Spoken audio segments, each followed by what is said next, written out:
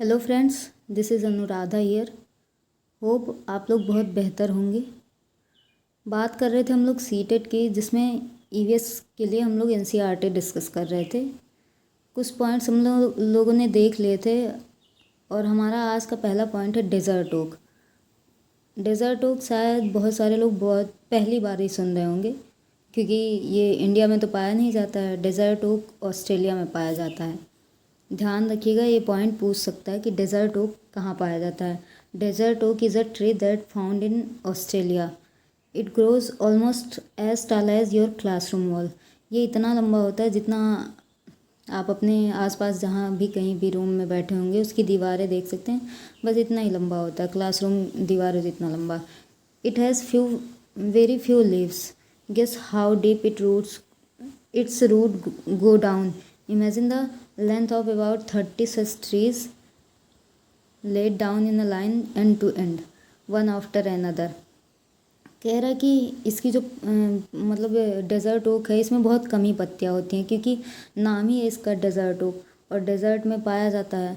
तो जब ज़्यादा पत्तियाँ रहेंगी तो ज़्यादा इवापोरेशन होगा, इनका वाटर लॉस ज़्यादा होगा। इसी कारण इनके पास पत्तियाँ बहुत कम होती हैं और इनके जो जड़ें रहती हैं वो ज़मीन में बहुत अंदर तक गई रहती हैं।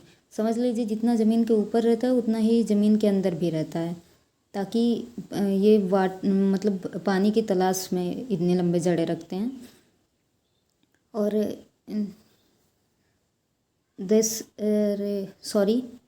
These roots go deep into the ground till they reach water. वही बात है, वही पॉइंट जो मैंने बताया। This water is stored in the tree trunk. Local people know about this. When there was no water in the desert, the local people used to put a thin pipe into the tree trunk to drink this water. यहाँ जो ये desert okay होता है उनकी जड़ें बहुत लंबी अंदर ज़मीन में गई रहती हैं पानी एब्जॉर्ब करने के लिए। तो ये पानी एब्जॉर्ब करके अपने जो इनका प्लांट की तने रहते हैं उसमें फिल किए रहते हैं, भरे रहते हैं। वहाँ पे पानी भरा रहता है। जब लोकल पीपल, वहाँ के जो ऑस्ट्रेलिया के जो सामान्य निवासी थे जहाँ पे डेजर्ट ओक पाया जाता है, वहाँ आसपास के रहने वाले लोगों को जब इसके बारे में पता चला, तो जब वहाँ पे पानी की स्कार्सिटी होती थी, कमी होती थी, तो वो लोग यहाँ इस ओक के अंदर पाइप लगा के वहाँ से पानी पीते थे। बताइए, नेचर किस तरह से हेल्प कर रहा है लोगों की। मतलब प्लांट पानी स्टोर करता है और लोग उसको पीते हैं। Bihu festival is celebrated in Assam. बहुत सारे लोगों ने नाम सुना होगा। बिहू फेस्टिवल जो है वो असम में मनाया जाता है। जब जब वहाँ पे नई नई फसलें चावल की उगती हैं, तब जब उनकी कटाई होती है तब ये बिहू फेस्टिवल मनाया जाता है। वहाँ के लोग, असम के लोग भेला घर बनाते हैं। भेला घर घास और बम्बू का बना होता है। बांस और घास का मिला के भेला घर बनाया जाता है। फिर वो डांस वगैरह करते हैं, अपना बांस बांस पकड़ के उसी से डांस करते हैं, उसका घर बनाते हैं, उसको जलाते हैं। फिर राइस क्रॉप जो काटे रहते हैं उससे बहुत सारे डिशेस बनाते हैं। फिर सब एक साथ मिलकर खाते हैं, नाचते हैं और अपना फेस्टिवल मनाते हैं। अब बहुत important point, MDM, mid day meal, जिसका नाम बदल चुका है अब, जनरली प्रधानमंत्री जी के नाम पर हो गया है, जो कि हमारे देश के हर चाइल्ड का राइट है। Many children in our country are not able to get even one full meal every day. हमारे देश में ऐसे बहुत सारे बच्चे हैं जिनको एक वक्त का भी खाना नहीं मिलता है। Many of them go to school empty stomach and can not study properly. बहुत सारे बच्चे जब ऐसे खाली पेट जाएंगे, वो वाली बात होगी ना, खाली पेट ना समथिंग ऐसे है, भजन हो गोपाला, तो वही वाली बात हो गई। जब पेट खाली रहेगा तो पढ़ने में ध्यान कैसे लगा रहेगा। जैसे बहुत सारे लोग कहते हैं कि पढ़ते पढ़ते इतने खो गए कि खाने का ध्यान ही नहीं रहा है। मुझे समझ नहीं आता, पता नहीं कैसे लोग ऐसे पढ़ भी लेते कि खाना ही भूल जाते हैं। यहाँ खाली पेट रहता है तो पढ़ने का मन ही नहीं करता है, दिमाग में, सर में दर्द होने लगता है। Some years ago, the highest court of our country gave an important decision. All children up to elementary school should be provided with hot cooked food. This is the right of every child. जो हमारे देश का highest court है, यानी supreme court कह सकते, सर्वोच्च न्यायालय, उन्होंने डिसीजन दिया कि सभी बच्चों का, ये जो एलिमेंट्री स्कूल तक के बच्चे होते हैं, उनको गरम गरम खाना पका के दिया जाए, ताकि जब वो खाना खाएंगे तभी तो पढ़ाई करेंगे। अगला पॉइंट देखते हैं हमारा चिटप्पन। चिटप्पन जो है वो पिता के बड़े भाई को, अरे सॉरी, छोटे भाई को कहते हैं मलयालम में चिटप्पन। याद रखिएगा, पूछ सकता है ऐसे ही। अब क्वेश्चन पूछने लगा है कि जैसे कि वो अम्मूमा, माँ की माँ को कहते हैं अम्मूमा, और माँ की बड़ी बहन को वलियम्मा कहते हैं, यानी मौसी को वलियम्मा कहते हैं। वैसे ही कुंजम्मा यानी चाची को कहते हैं मलयालम में कुंजम्मा, यानी पिताजी के छोटे भाई की बीवी को यानी चाची को मलयालम में कुंजम्मा कहते हैं। आबू धाबी, आबू धाबी कहाँ है? यूएई में, संयुक्त अरब अमीरात में। मतलब आबू धाबी उसकी कैपिटल सिटी है। In UAE petrol is cheaper than water because is found in large quantity. जो आबू धाबी है यानी यूएई है, संयुक्त अरब अमीरात, वहाँ पे पेट्रोल पानी से भी सस्ता मिलता है, क्योंकि वहाँ पे पेट्रोल की बहुत सारी खदानें हैं। पेट्रोल ही पेट्रोल समझ लीजिए, पानी की जगह पेट्रोल ही बहता है। इन यूएई, सॉरी ये पॉइंट तो हो गया। In UAE only kind of tree is the date palm. वहाँ पे डेट पाम पाए जाते हैं। डेजर्टेड एरिया है तो वहाँ पे केवल डेट पाम यानी खजूर के पेड़ होते हैं। Currency of UAE is dirham and their local language is Arabic.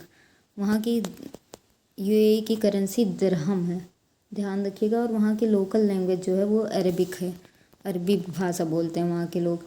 In Kerala you can see so many fruit trees like coconut, banana, jackfruit, papaya, betel nut and many more. Kerala में बहुत सारे fruit trees पाए जाते हैं, coconuts, banana, jackfruit, papaya, betel nut और बहुत सारे ऐसे तरह के पौधे पाए जाते हैं। और केरला सबसे ज़्यादा फेमस है वहाँ के मसालों के लिए, जो कि हमारा अगला पॉइंट है। स्पाइसेस इन केरला, तेज़ पत्ता, small, big cardamom and black pepper, इसी तरह के और भी बहुत सारे मसाले केरला में पाए जाते हैं। अब एक बहुत इम्पॉर्टेंट पॉइंट जहाँ से स्टेटमेंट दे के क्वेश्चन पूछा जाता है, lieutenant colonel commander Waheeda Prism के बारे में। She is a doctor in Indian navy. ये इंडियन नेवी में डॉक्टर हैं वहीदा जी, और ये पहली महिला हैं जिन्होंने परेड को लीड किया था। बहुत इंपॉर्टेंट पॉइंट, पहली महिला लेफ्टिनेंट कमांडर वहीदा प्रिज्म जिन्होंने परेड को लीड किया था। She is from Thanna Mandi village which is in Rajouri district of Jammu Kashmir. ये जम्मू कश्मीर की रहने वाली हैं, राजौरी डिस्ट्रिक्ट की, वहाँ के थन्ना मंडी गांव की। Total 36 commands have to be given during the entire parade. जो एक परेड होती है उसमें टोटल 36 कमांड होते हैं। अगला पॉइंट देखते हैं, स्किटपो पुल विलेज इज इन लद्दाख। काफ़ी अजीब सा नाम है, वहाँ साइड में ऐसे ही नाम होते हैं, एक नॉर्थ ईस्ट साइड में और एक साउथ साइड में, बहुत अजीब अजीब नाम होते हैं। स्किटपो पुल ये लद्दाख का एक गांव है, और भूती language spoken in Ladakh. Ladakh की जो लोकल लैंग्वेज है वो भूती लैंग्वेज है, और इस भूती लैंग्वेज में अम्माले, माँ को अम्माले कहते हैं और पिता को अब्बाले और दादाजी को मेमेले कहते हैं। माँ को अम्माले, पिता को अब्बाले और ग्रैंडफादर को यानी दादाजी को मेमेले, ध्यान रखिएगा। अब यहाँ से हमारा 4th क्लास की एनसीईआरटी समाप्त हो गई। अब 5th क्लास की एनसीईआरटी शुरू होती है सुपर सेंसेस से। जो चींटियाँ होती हैं वो जब भी हम देखते तो चींटियाँ आपस में एक दूसरे के पीछे चलती हैं लाइन जोड़ के। वो अपने पीछे से एक स्मेल छोड़ती हैं, जिनको चींटियाँ सूंघ सूंघ के उनके पीछे लाइन जोड़ जोड़ के चलती रहती हैं। वही लिखा है, an ant moves they leave a smell on the ground, the ant followed the smell to find the वे।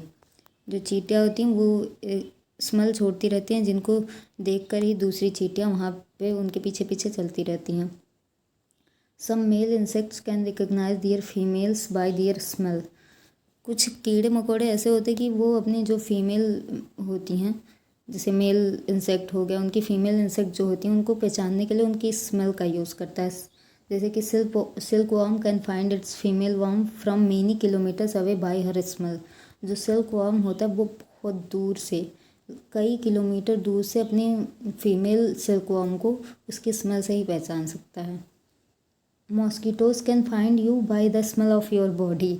ये देखो सबसे इम्पॉर्टेंट पॉइंट, मॉस्किटोज़ जो होते हैं वो आपकी बॉडी के स्मेल से भी आपको पहचान सकते हैं। They also find you by the smell of the sole of your feet and the heat of your body. वो आपके जो पैर के जो सोल होती है उसके स्मेल से भी पहचान जाते हैं और आपके शरीर की गर्मी से भी पहचान जाते हैं। इतने ज़्यादा सेंसिबल होते हैं, उनकी सेंसेस बहुत ज़्यादा तेज़ होती हैं। तभी जहाँ जाते हैं हम लोग पीछे पीछे चले आते हैं। Dogs mark out their own area on the road. जो कुत्ते होते हैं वो जगह जगह पे अपने एरिया को मार्क किए रहते हैं सूसू करके। They can make out if another dog has come into their area by the smell of its urine और पॉटी। जो जैसे कुत्ते होते हैं वो सूसू करके अपना एरिया मार्क किए रहते हैं और उसके अंदर अगर कोई दूसरा कुत्ता आ जाता है तो वो उसकी सूसू पार्टी की स्मेल से ही उसे पहचान जाते हैं। Most of the birds have their eyes on the either side of the head like in humans and their eyes can focus on two different things at the same time. जो ज़्यादातर पक्षी होते हैं उनकी जो आँखें होती हैं वो उनके सिर के दोनों तरफ होती हैं। जैसे कि ह्यूमंस में हमारे सिर के दोनों तरफ, अब सिर के दोनों तरफ नहीं है लेकिन फ्रंट में है, समझ लीजिए सिर के दोनों तरफ ही हैं। वैसे चिड़ियों में भी सिर के दोनों तरफ होती हैं, लेकिन ये एक ही टाइम पर, क्या लिखा है, their eyes can focus on two different things at a same time. उनकी आँखें अलग अलग दो चीज़ों पर एक ही टाइम पर फोकस कर सकती हैं, लेकिन हमारी जो आँखें होती हैं, ह्यूमन की आँखें होती हैं, वो एक टाइम पर एक ही चीज़ पर फोकस कर सकती हैं। But when they look straight ahead both their eyes focus on the same object. लेकिन जब वो एक ही ऑब्जेक्ट को देखना चाहें, स्ट्रेट एकदम देखती हैं, तो एक ही ऑब्जेक्ट पर बहुत ज़्यादा फोकस कर सकती हैं। और in most of the birds eyes are fixed and can not move, so birds have to turn their head to see around. जो ज़्यादातर चिड़िया होती हैं उनकी आंखें फिक्स होती हैं, वो अपनी आंखें मूव नहीं कर सकती, इसी कारण उनको अपना पूरा हेड घुमाना पड़ता है अगर उनको आसपास देखना होता है तो। When a bird focuses both the eyes on an object it can estimate the distance. अगर चिड़िया अपनी दोनों आँखों से एक ही चीज़ पर फोकस करे, एक ही चीज़ को देखने की कोशिश करे, तो वो ये भी देख सकती है कि वो कितनी दूरी पर है। मतलब जैसे कि हम लोग कुछ ही सेंटीमीटर की दूरी पर देख सकते हैं, वो लोग बहुत दूर तक देख सकती हैं अगर एक ही चीज़ पर फोकस करें, और उसका डिस्टेंस भी एस्टिमेट कर सकती हैं। When its eyes focus on two different things it increases its range of vision. Range क्या होता है कि मतलब कितने वाइड, अपने चारों तरफ कितनी दूरी तक देख सकते हैं, उसी को रेंज कहते हैं। तो ये अगर अपने दोनों आँखों से अलग अलग चीज़ों पर फोकस करती हैं तो ये रेंज पता कर सकती हैं, और अगर दोनों आँखों से एक ही चीज़ पर फोकस करेंगी तो उसकी डिस्टेंस पता कर सकती हैं। Some birds like kites, eagles, vultures can see things from a distance as far as we can. जितना दूरी तक हम नहीं देख सकते उससे कहीं ज़्यादा दूर काइट्स, ईगल्स और वल्चर्स देख सकती हैं। These birds can see things from a distance of 8 meters, what we can see from a distance of 2 meters. ये जो काइट्स, वल्चर्स, ईगल्स होती हैं जो हम 2 मीटर तक ही देख सकते हैं, वो ये 8 मीटर तक देख सकती हैं। जैसे कि हमको कोई चीज़ देखनी हुई तो हम केवल 2 ही मीटर्स तक देख सकते हैं, लेकिन ये 8 मीटर्स तक फोकस कर सकती हैं। Animals can not see as many colours as we can. जानवर जितने कलर हम देख लेते हैं, जानवर उतने कलर नहीं देख पाते हैं। जैसे कि हमको अलग अलग तरह के रंग बिरंगी चीज़ें दिखाई देती हैं, लेकिन जानवरों को नहीं दिखाई देती, ज़्यादातर ब्लैक एंड वाइट ही दिखती हैं उनको। Animals can not see as many as colours as we can. Those animals that are awake at night can see things only in black and white colours. ऐसे एनिमल्स जो रातों को जगते हैं और दिन में सोते हैं, बेसिकली रातों को जगते हैं, उनको केवल काला और सफ़ेद कलर ही दिखाई देता है। अब सांप के बारे में एक पॉइंट है, स्नेक्स आर डेफ। लोग कहते हैं पता नहीं कैसे ये हिंदुस्तानी सीरियल में दिखाया जाता है, नागिन देख रही हैं, सुन रही हैं, सब कुछ रिकॉर्ड कर रही हैं। ऐसा कुछ नहीं होता है। Snakes are deaf because they do not have external ears, they only feel the vibrations on the ground. जो सांप होते हैं उनको सुनाई नहीं पड़ता, वो केवल फील कर सकते हैं, जो वाइब्रेशंस होती हैं ग्राउंड पर उसे बस केवल फील कर सकते हैं ये। अगला हमारा पॉइंट है साउंड सेंड्स मैसेजेस, लंगूर वांस for danger like a tiger और लेपर्ड। जो लंगूर होते हैं, अगर ये जो साउंड वाला टॉपिक है ये क्या दिखाता है, जैसे अलग अलग जानवर होते हैं तो वो जब कोई डेंजर देखते हैं या फिर अपने फीमेल पार्टनर को बुलाना होता है या फिर कुछ और काम होता है तो वो अलग अलग तरह के साउंड प्रोड्यूस करते हैं। ऐसे लंगूर जो होता है वो जब कोई डेंजर देखता है तो अपने जैसे कि टाइगर या लेपर्ड को देखा तो डेंजर के लिए अलग तरह का sound produce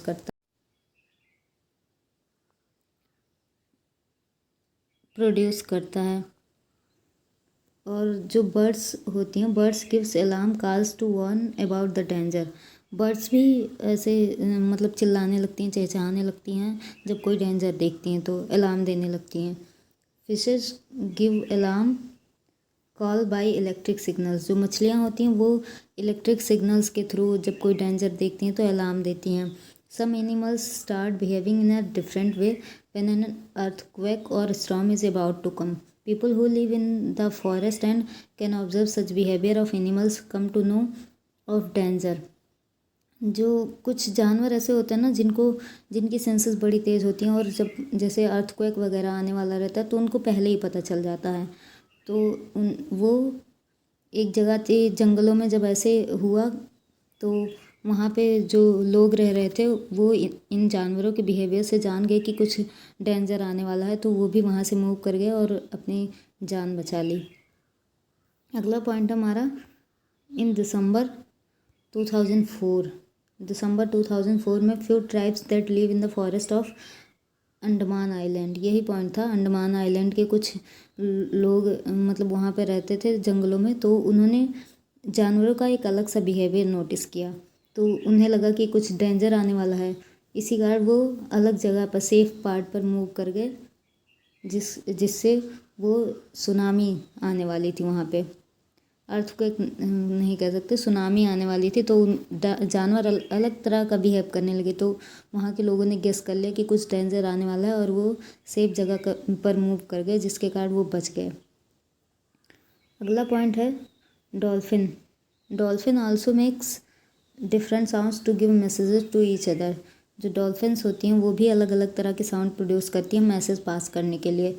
long deep sleep in winter season lizard. जो छिपकलियाँ होती हैं वो लंबे समय के लिए निद्रा में चली जाती हैं, मतलब सोने चली जाती हैं, क्योंकि उनका जो छिपकलियाँ होती हैं वो कोल्ड ब्लडेड होती हैं, यानी कि जैसा इन्वायरमेंट रहेगा, जैसे गर्मी है तो उनका खून गर्म रहेगा, लेकिन ठंडी है तो जम जाएगा, फ्रीज़ हो जाएगा। लेकिन हमारा जो ह्यूमन बींग का होता है वो वार्म ब्लडेड होता है, इसी कारण हम अलग अलग इन्वायरमेंट में नॉर्मल बिहेव करते हैं।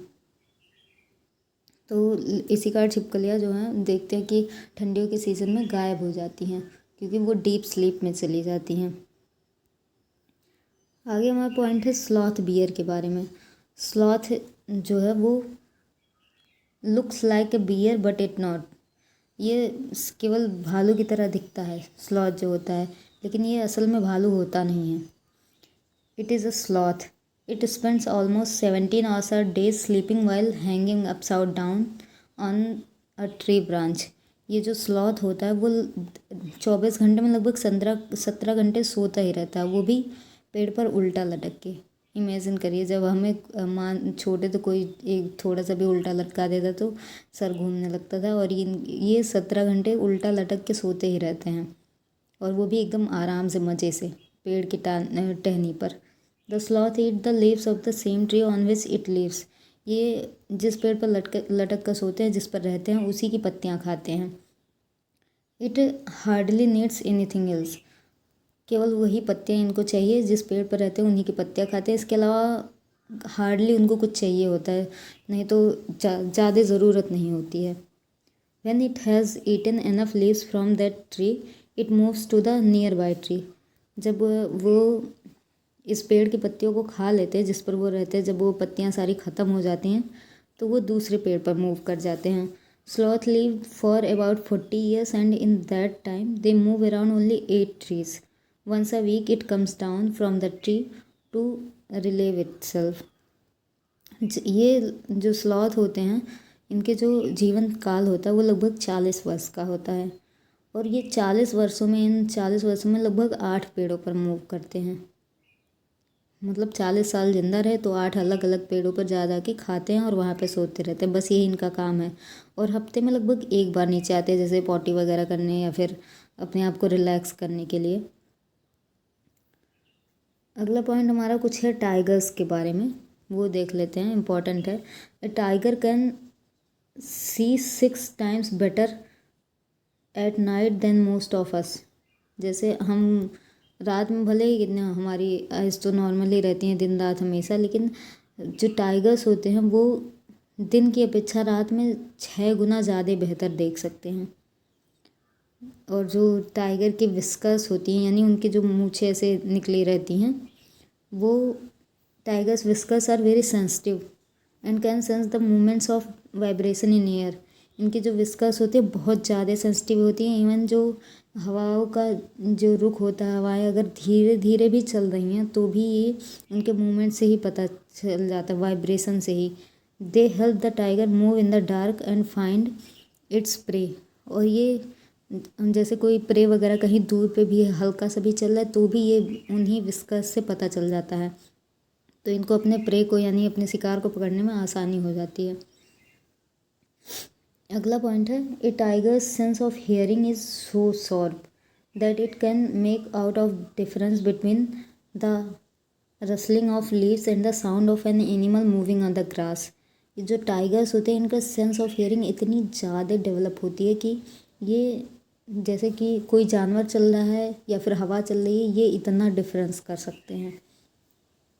The ear of the tigers can move in different directions and this help to catch the sound from all around. इनके जो कान होते हैं वो अलग अलग डायरेक्शन में मूव कर सकते हैं, जिसके कारण ये अलग अलग डायरेक्शन से आ रही साउंड्स को पहचान सकते हैं।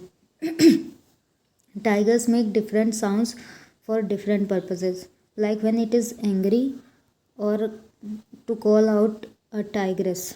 It can also roar or snarl. Its roar can be heard up to 3 kilometres away. जो टाइगर्स होते हैं ये भी अलग अलग तरह के साउंड प्रोड्यूस करते हैं, जैसे कोई डेंजर देख रहे हैं तो अलग तरह का साउंड, और अपनी टाइग्रेस को यानी अपनी फीमेल टाइगर को बुलाना होता है तो भी अलग तरह का साउंड प्रोड्यूस करते हैं। और इनका जो दहाड़ना होता है, टाइगर्स सबको पता है दहाड़ते हैं, ये लगभग 3 किलोमीटर तक सुनाई पड़ सकता है, इतनी तेज़ दहाड़ते हैं। Each tiger has its own area which may cover several kilometers. Tigers mark their area with their urine. जो टाइगर्स होते हैं इनका भी जैसे कुत्तों का सुना था हमने, वो भी अपना सूसू से एरिया मार्क किए रहते हैं, वैसे टाइगर्स भी अपने यूरिन से अपना एरिया मार्क किए रहते हैं, जो कि लगभग कई किलोमीटर्स में होता है। A tiger can at once come to know if there is another tiger in its area by the smell of the urine. A tiger will avoid going into another tiger area. जो tigers होते हैं अगर इनके area में कोई दूसरा tiger घुस गया है तो ये उसकी सूसू से उसे पहचान सकते हैं, उसकी सूसू की स्मेल से।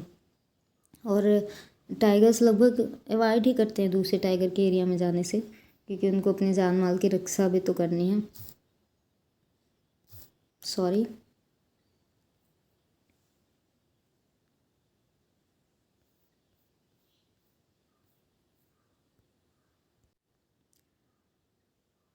The number of tigers and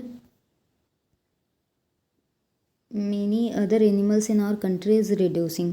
जो बहुत सारे ऐसे जानवर हैं जो अब धीरे धीरे एक्सटिंक्ट हो रहे हैं, ख़त्म हो रहे हैं, उनकी प्रजातियां धीरे धीरे समाप्त होती जा रही हैं और टाइगर्स भी उनमें से एक है। There is a danger that some of them will soon disappear. और ऐसा कहा जा रहा है साइंटिस्ट के द्वारा कि ये बहुत जल्दी ही डिसअपियर हो जाएंगे। To protect the animals, our government has made some forests as protected area. तो इनके प्रोटेक्शन के लिए हमारी सरकार ने अलग अलग जगह पे इनके एरिया को फिक्स कर दिया, इनके एरिया को प्रोटेक्ट कर दिया है। Some of them are the Jim Corbett National Park in Uttarakhand. कई बार पूछा गया है जिम कॉर्बेट नेशनल पार्क कहाँ पे है, उत्तराखंड में। और घाना इस बार ही पूछा था, घाना जो नेशनल पार्क है वो कहाँ है, भरतपुर राजस्थान में। In this area nobody can hunt animals और डिस्ट्रॉय द जंगल। जो ये एरिया फिक्स किए गए हैं सरकार के द्वारा, यहाँ पे ना कोई जानवरों को मार सकता है और ना ही जंगलों को डिस्ट्रॉय कर सकता है। अब देख लेते हैं इन जानवरों को कौन कौन से थ्रेट हैं। Elephants are killed of their tusk, rhinoceros for its horn, tigers, crocodiles and snakes for their skin.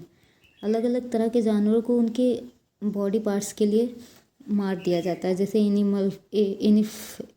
Elephant को उनके टस्क के लिए, राइनोसोर को उनके हॉर्न यानी सींगों के लिए, और टाइगर्स, क्रोकोडाइल्स और स्नेक्स को उनकी स्किन के लिए। उनकी स्किन से बहुत सारे जैकेट्स वगैरह लेदर्स के बनाए जाते हैं। और मस्क डियर जो होती है उसको, मस्क डियर किसको कहते हैं? कस्तूरी हिरन। उसको just to make a little scent from its musk, इनका जो मस्क होता है उसकी एक अलग से स्मेल होती है और उसी के लिए इसको मार दिया जाता है, उस स्मेल को प्राप्त करने के लिए। अब हम पढ़ते हैं स्नेक चार्मर की स्टोरी। स्नेक चार्मर यानी सपेरा जो होते हैं, snake charmers saperas are also known as Kalbelias. जो सपेरा होते हैं उनको कालबेलिया भी कहते हैं। नाग गुम्फन एक डिज़ाइन है जिसमें नाग जैसी आकृतियाँ बनी रहती हैं। Design used in rangoli embroidery and as well as wall decoration in Saurashtra, Gujarat and South India. जो नाग गुम्फन डिज़ाइन है ये रंगोली में बनाया जाता है और दीवारों पर या फिर लकड़ियों पर एम्ब्रॉयडरी या साड़ियों पर एम्ब्रॉयडरी के लिए और वॉल डेकोरेशन के लिए भी बनाया जाता है। सौराष्ट्र, गुजरात और साउथ इंडिया में इन 3 जगहों पर बनाया जाता है, ध्यान रखिएगा। अगला पॉइंट देखते हैं। जो कालबेलियाज होते हैं वो स्नेक बाइट मार्क्स, उनके जो सांप काटते हैं उसके मार्क से ही पता लगा लेते हैं कि कौन सा सांप काटा है। They collect medicine from plants which they found in forest. और ये सांपों के जो काटते हैं उनकी दवा बनाने के लिए जंगलों से बहुत सारी जड़ी बूटियाँ इकट्ठी करते हैं। Snakes are helpful for farmers as they eat rats in the field, otherwise rats would eat the crop. Snake हमारे लिए बहुत तरह से यूज़फुल भी होते हैं, जैसे कि ये फसल को जो चूहे वगैरह होते हैं उनसे बचाने के लिए उनको खा पी लेते हैं तो फसल बच जाती है। कलबेलिया डांस में इसमें सांप को अगर किसी ने डांस करते देखा हो, डांस नहीं करते हैं वो, अपना उनका अलग सिस्टम होता है मैटिंग का, तो वही कह देते हैं कि वो डांस कर रहे हैं। तो कलबेलिया डांस में जो होता है वो डांस ऑफ स्नेक जैसी मुद्राएं उसमें बनी रहती है। जैसे सांप नाचते हुए अलग अलग मुद्राएं करते हैं, वैसे कलबेलिया डांस में भी मुद्राएं की जाती हैं। Musical instrument use in been party. ये जो कालबेलियाज होते हैं ये बीन पार्टी करते हैं, उसमें अलग अलग तरह के म्यूज़िकल इंस्ट्रूमेंट बजाए जाते हैं, जैसे कि बीन, तुम्बा, खजरी, ढोल। तो ये ढोल को छोड़कर बाकी ये जो बीन, तुम्बा और खजरी है, बीन और तुम्बा और खजरी, ये तीनों सूखी हुई लौकी से बनाई जाती हैं। यहाँ लिखा है ड्राइड गॉड, यानी सूखी हुई लौकी से बनाई जाती हैं। अब सांपों के बारे में कुछ स्पेशल पॉइंट देख लेते हैं। इनसे स्टेटमेंट देकर क्वेश्चन पूछा जाता है। हमारे देश में बहुत तरह के सांप पाए जाते हैं, लेकिन जो पॉइजनस सांप होते हैं वो केवल 4 टाइप के होते हैं। Cobra, common krait, Russell wiper जिसको डुबोइया भी कहते हैं, और 100 स्केल वाइपर जिसको अफाई कहते हैं।